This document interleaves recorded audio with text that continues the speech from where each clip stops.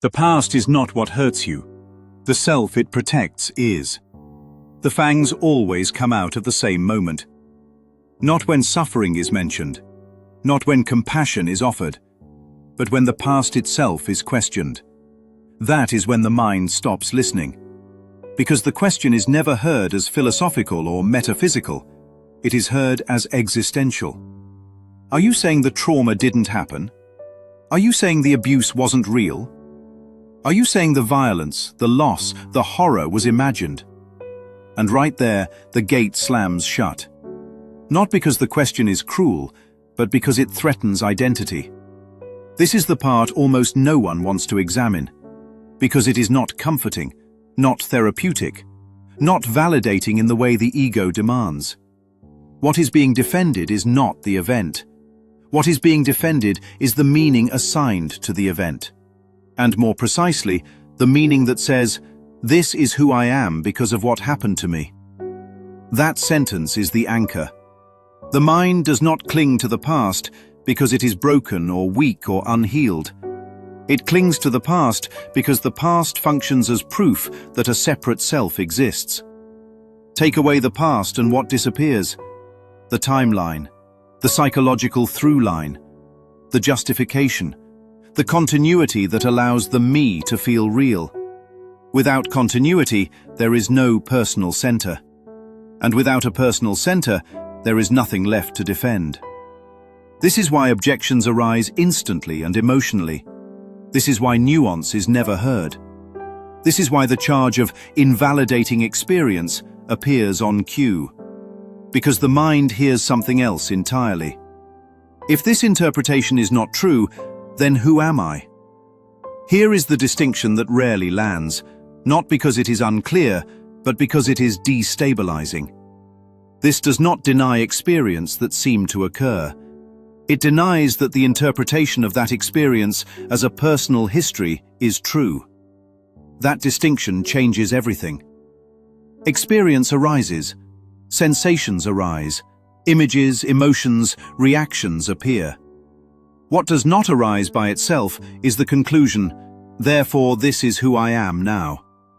That conclusion is added, maintained, rehearsed, defended. Because once pain becomes identity, letting it go feels like death.